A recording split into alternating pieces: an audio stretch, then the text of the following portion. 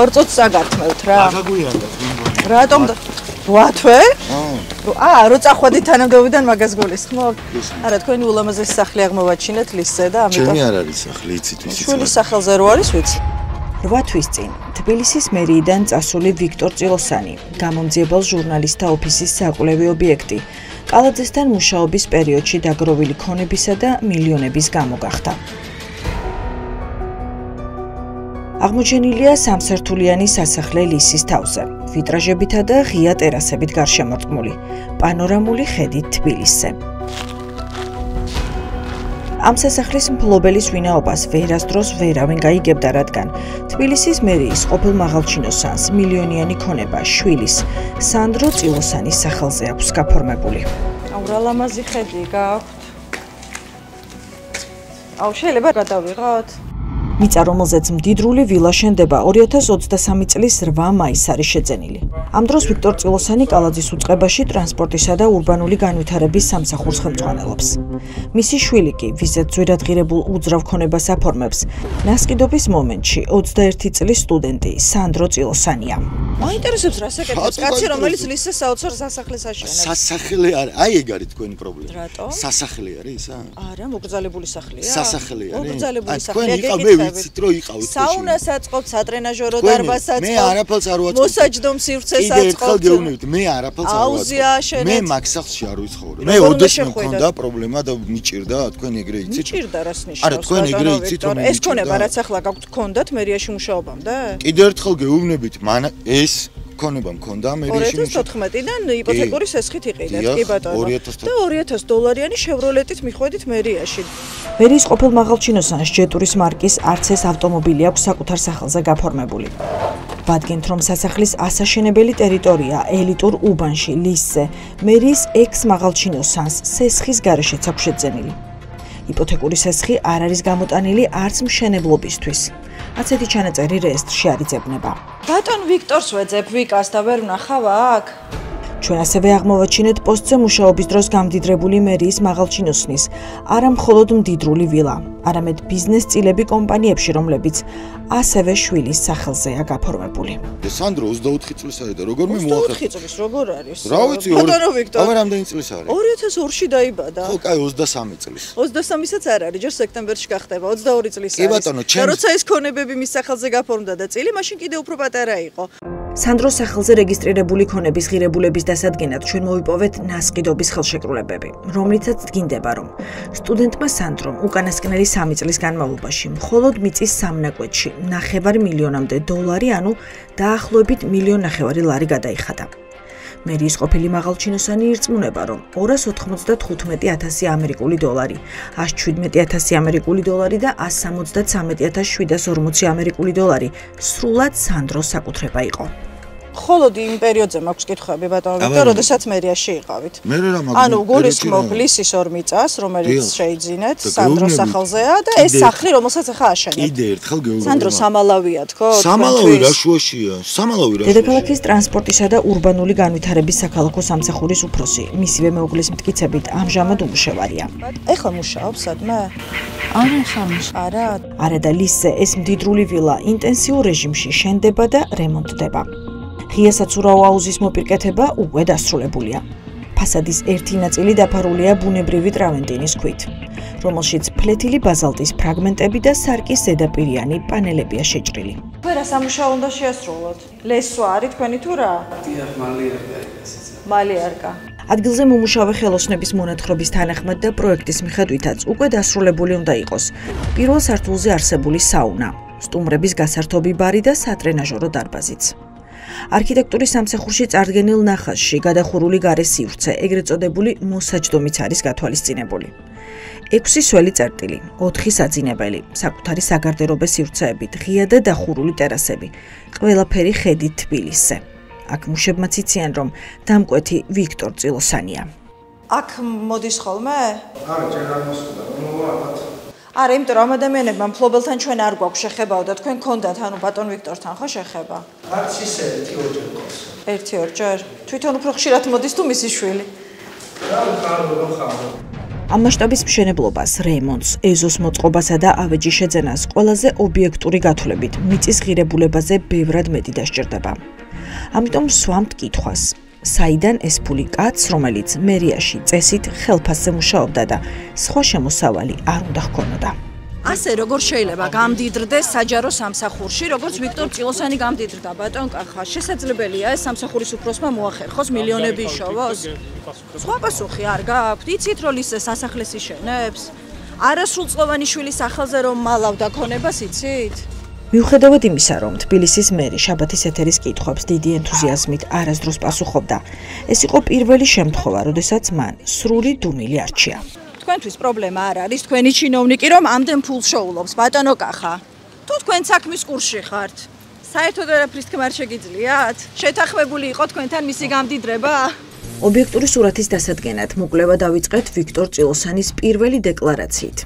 რით მივიდა ის კალაძის უწყებაში. ამ დოკუმენტის თანახმად მერიაში დანიშვნის მომენტისთვის წილოსანის ცოლი შემოსავლების სამსახურში სპეციალისტად მუშაობს. მამა მებაღეა, შვილები არასრულწლოვნები. 2020 წელს შევსებული ეს დეკლარაცია ერთი შეხედვით უცნაურად გამოიყურება. წილოსანი წერს, რომ ავტომობილიც კი ლიზინგით ყავს გამოყვანილი და არასრულწლოვან შვილზე გაფორმებული კომპანიებიდანაც ნულოვან შემოსავალს იღებს.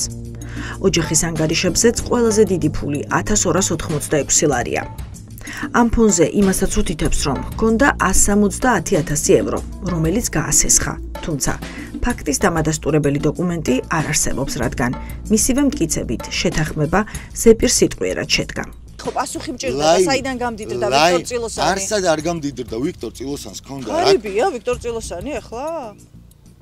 არ კიდე ჩვენთან ეგ დაყენებული კითხვები. კიდე ერთხელ გეუბნებით. დაყენებული კითხვები. კიდე ერთხელ გეუბნებით. ის სასახლე არ არის თქვენ მდიდარი არ ხართ ეგ როგორ არის? მერიაში დაწინაურებამდე დეკლარაციისა და საჯარო რეესტრის დადარების შედეგად შეგვიძლია ვთქვათ, რომ ვიქტორ წილოსანს მხოლოდ იპოთეკით შეძენილი საგურამოს ეს სახლი ჰქონდა, რომელიც სავარაუდოდ გადაუხდელობის გამო TBC ბანკმა მოგვიანებით გასაყიდად გამოიტანა. იკვეთება, რომ წილოსანს ამ ქონების ბანკიდან გამოსყიდვაც მოუწია. საგურამოს გარდა ოჯახის საკუთრებაში იყო კიდევ ერთი ეს ძველი ბინაც ცაგერის ქუჩაზე. სანდრო ძმებთან და დედასთან ერთად ახლაც ამ მისამართზე ცხოვრობს. სანდრო უნდა იყოს ბიზნესმენიც, ანუ მეწილი არის კომპანიების და სწორად მოვედით ვარა? ვიცი, წარმოდგენა არ მაქვს და სანდრო პატარაა, რა 22 წლის არის, ხო? ხო, რა. არა, ხო, არ გსმენიათ მსგავსი. სწავლობს ალბათ წესით, ხო? ყველაზე სარფიანი სამსახური ვიქტორ წილოსანს საკუთარ სახელზე არ აუსახავს, არც ქონებით და არც ბიზნესით. ჩინოვნიკობამდე მას 2007 წელს დაფუძნებული ერთადერთი კომპანია უფიქსირდება, რომელიც წლებია აღარ ფუნქციონირებს. ჩრდილიდან გამოსვლა კალაძის გუნდის ყოფილმა წევრმა მხოლოდ ახლა, მერიიდან წამოსვლის შემდეგ გადაწყვიტა. თვენახევრის წინ 16 აპრილს გადამდგარმა ჩინოვნიკმა დეველოპერული კომპანია დააფუძნა. სამშენებლო ბიზნესის დაწყება, რომ დიდ კაპიტალს მოითხოვს, ეს საიდუმლო არავისთვისაა. დეველოპერული ბიზნესი როდის დაიწყეთ და რითი? აი, კომპანია დააფუძნეთ აპრილში. ვერ ჯერ არაფერი არ დამეწყია. ვეძე პარტნიორებს და დავიწყებ აუცილებლად. ხო, და აი მერიაში მუშაობა გამდიდრების გარანტიაა თუ დეველოპერულ ბიზნესში? საკუთარი სახელით ოპერირებამდე ყველა ბიზნესში ვიქტორ წილოსანს 2002 წელს დაბადებული შვილი ჰყავდა გაფორმებული. ზოგიერთ შემთხვევაში სანდრო არასრულწლოვანი იყო და მის ნაცვლად გადაწყვეტილებებს ოფიციალურადაც მშობლები იღებდნენ. ჩვენი შემოსავალი რა არის ახლა? მუშაობ, მე თვითდასაქმებული ვარ და სამსახურშიც მუშაობ. სად მუშაობ სანდრო? კერძო სექტორში მუშაობ. ხელფასი გაქვს? არა, როგორ არ აქვს? ხელფასი გაქვს? კი, ხელფასიც მაქვს და მოსწავლეებს ვამზადებ მათემატიკაში. და ამით ახერხებ, რომ ლისე სასახლე აიშენო და მიწები იყიდო? არა, ეგეც მამის ინფორმაციით, ამ სანდრო წილოსანმა იყიდა გასულ წელს ლისის ტბის მიმდებარედ არსებული ეს ორი მიწის ნაკვეთიც. ჩვენს მიერ მოპოვებული დოკუმენტების თანახმად სტუდენტმა სანდრომ ერთ ნაკვეთში 295.000 დოლარი, მეორეში კი 117.000 ამერიკული დოლარი გადაიხადა. მესამე ნაკვეთისგან განსხვავებით, ამ ფართობებზე ჯერ მშენებლობა წილოსანებს არ დაუწყიათ. თუმცა ტერიტორია რომ შემთხვევით შერჩეული არ არის, ამას ადგილზე ჩაწერილი ინტერვიუებით ხვდებით. ზაქაც გონი სახლები უნდა გააკეთო. ხო არა, რაღაც ახალი უბანივით კეთდება თითქოს. და ეს ბეტონი მაგდენს ჩვენ არ გვეტყვია. და ეს ღობეა თუ რამის ჯებირია? გასწორდება მე და შენდება ზედსახლი. ურბანული სამსახურის, ანუ ვიქტორ წილოსანის ხელში იყო ნებართვები და ყველა საჭირო პროცედურა, რომელიც ამ ტერიტორიის განაშენიანებას მწვანეს აუნთებდა. დოკუმენტებით დასტურდება, რომ განაშენიანების რეგულირების გეგმაზე ზუსტად აქ მსჯელობა 1 წლის განმავლობაში გრძელდებოდა. საბოლოოდ გეგმა აპრილში დამტკიცდა და სანდრო წილოსანის სახელზე აქ კიდევ ერთი მიწის ნაკვეთი ამის შემდეგ გაფორმდა. რა ვიცი, ხა მაგადაწყვეტას მე ხო არ მივიღებდი მამამ როცა გადაწყვეტეს რომ ამას უყიდით და მაშინ იყიდეს. მამამ გადაწყვიტა, ანუ სანდროსთან ჩაწერილი ინტერვიუს დროს მისგან რამდენჯერმე მივიღეთ პასუხი, რომ გადაწყვეტილების მიმღები პირები მისი მშობლები იყვნენ. უფრო ხშირად კი მამა, რომელმაც უფროსი ვაჟი დეკლარაციიდან 2022 წელს სრულად გააქრო. რატომღაც სწორედ ამის შემდეგ მოხდა დიდძალი ქონების დეკლარაციიდან გამქრალი შვილის სახელზე გაფორმება და მისი წილობრივი მონაწილეობით კომპანიების დაფუძნებაც. შეხვედრას ვერ მოახერხებ, ხო? მე ეჭობა, იმიტომ რომ ეხა ბოლო კვირაა, უკვე უნივერსიტეტში ბოლო ორი კვირაა და ვერ გავაცდენ იმასაც მნიშვნელოვანი ისინი ჩასაბარებელი და. კი ბატონო. სანდრო წილოსანს, რომელიც წარმატებული სტუდენტია, დრო ჩვენთან შესახვედრადაც კი არ აღმოაჩნდა. არადა. სამეწარმეო რეესტრი გვეუბნება, რომ 2023 წელს მან დააფუძნა კომპანია წერტი ვენდინგი. 2024 წელს თეთრი ნაბიჯი. 2017 წელს კი სანდროს მიერ დაფუძნებულად ჩანს სოფლის მეურნეობის პროდუქტების წარმოებაც. ამ დროს ვიქტორ წილოსანიშვილი მხოლოდ 15 წლის იყო. როგორც ჩანს, მას მაშინ პირადობის მოწმობაც არ ჰქონდა და დაფუძნების დოკუმენტში ბავშვის დაბადების მოწმობაა დამაგრებული. თქვენი სამსახურში ყოფნის დროს სანდროზე არასრულწლოვანზე რომ ბიზნეს წილები იყო და სამართავად მშობლებს ჰქონდათ. არასრულწლოვანზე სანდრო არასდროს არ ყოფილა. კი, როგორ არა, დედას ჰქონდა წილი სამართავად. შეიძლება იყოს სანდროს სახელზე, არ ვიცი, ხო, მე რა. ვიქტორ წილოსანს უეცარი გამდიდრების ასახსნელად ერთადერთი არგუმენტი აქვს.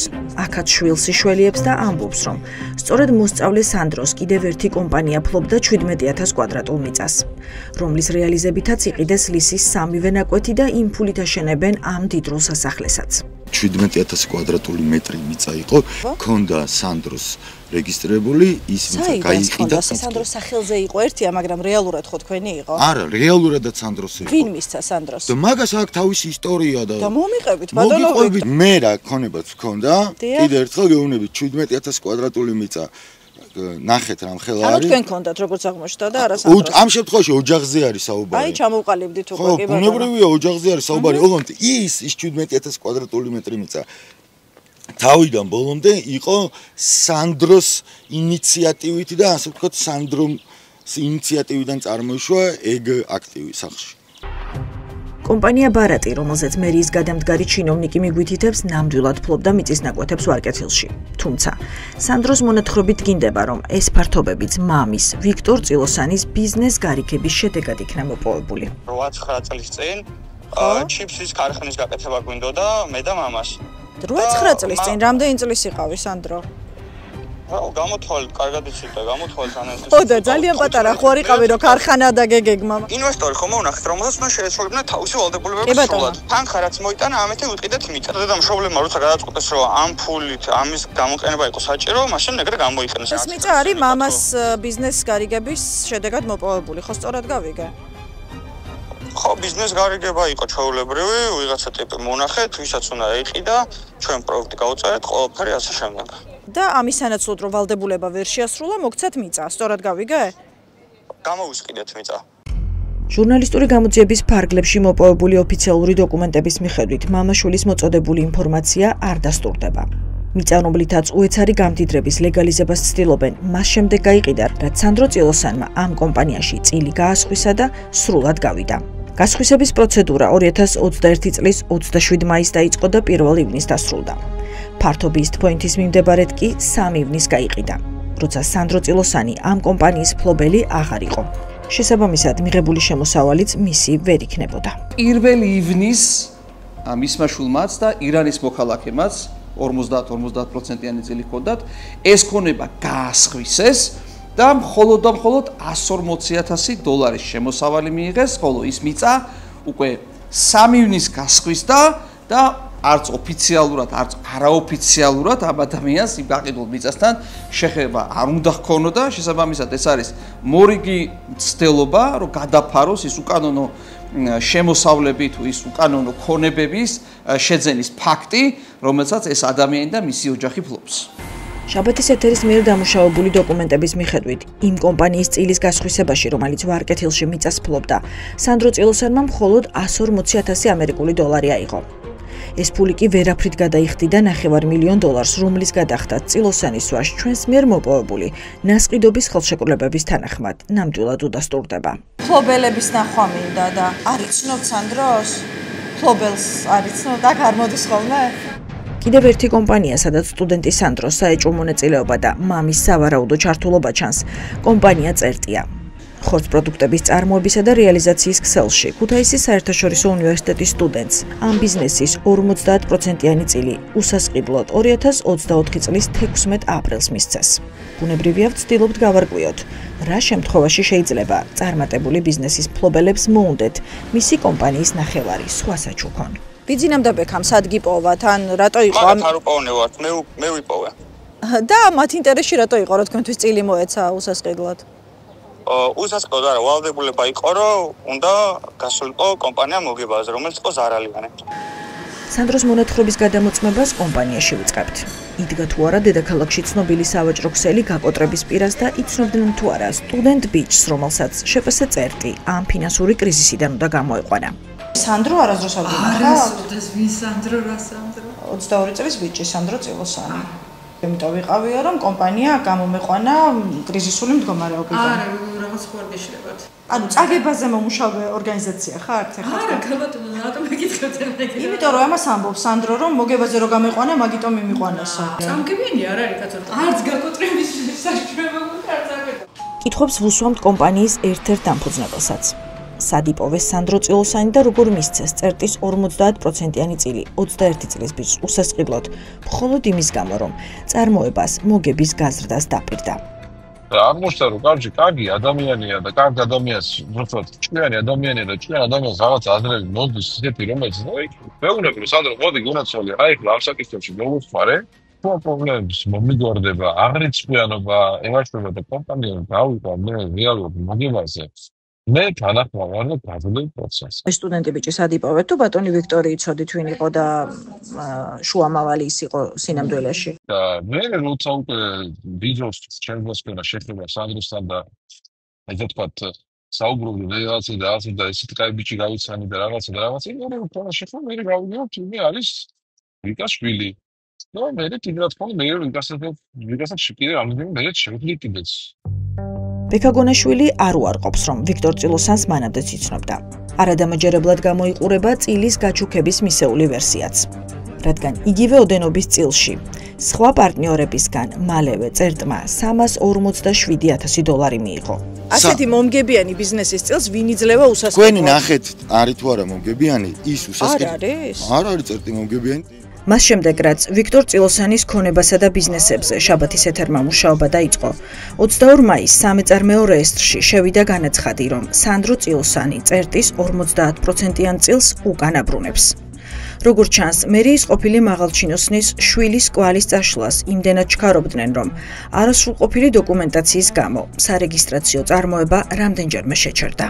მაფიოზური სამსახური შეიძლება ითქვას, რომელიც ყველაზე დიდ ფულს აკეთებს შენებლობაში არის ტრანსპორტის და ურბანული საქალაქო სამსახური, იმიტომ რომ კოეფიციენტების გადამეტება, ზონალური ცვლილებები, ნებართვების გაცემა დიდ გერგებზე და შემდეგ სწორედაც კურირებდა ტრანსპორტის და ურბანული საქალაქო სამსახური.